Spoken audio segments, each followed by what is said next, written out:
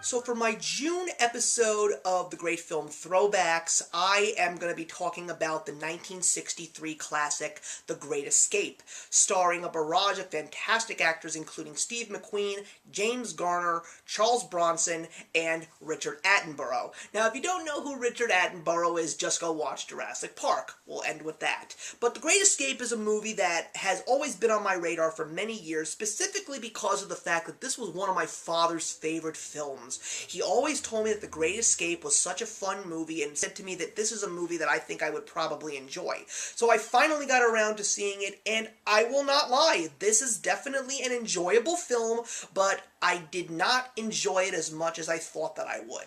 Now, let's talk about some of the highlights of this film. The acting is very good. I mean, I've seen so much with James Garner, and I have seen movies with Charles Bronson, including the 1960 film The Magnificent Seven.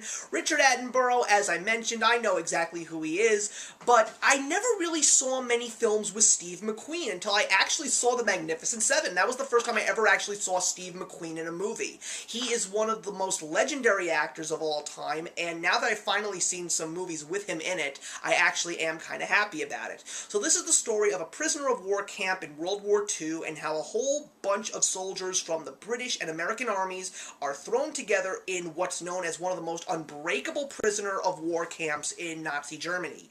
And all of these guys are people that have tried to escape from the prison, but have yet to do so successfully. And then all of a sudden, Richard Attenborough's character comes in and he says, we are going to break out and we are going to do it right. We're going to get everybody, all 200-something men, out of this prison.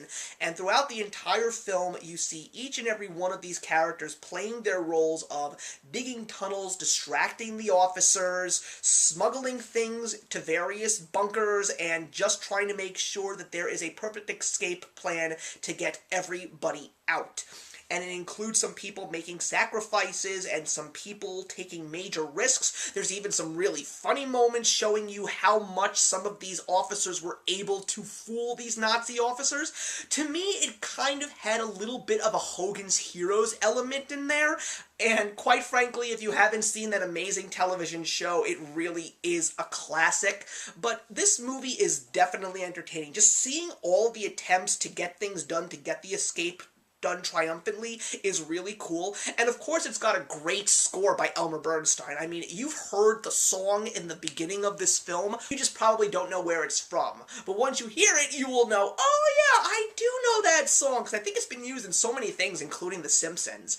But where does this movie fall short? Well, I feel that one of the things that it does not do well is it really doesn't develop the villains. And I feel that the villains are this dark cloud that is looming over our heroes' heads, yet these villains don't really say much, they don't really do much, and they're just basically waiting in the background while you just focus on the heroes of the film.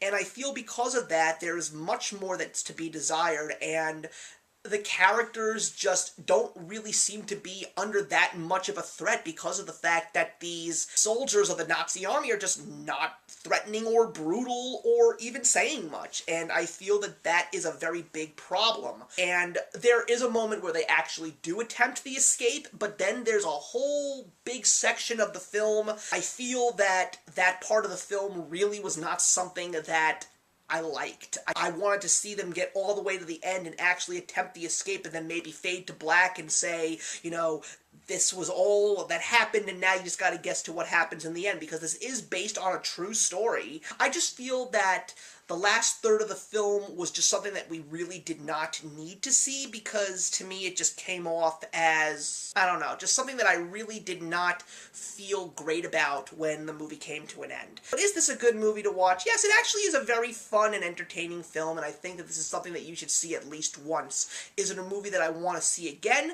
It's not a movie that I want to see hundreds of times, but if it's on TV, I would definitely watch it again.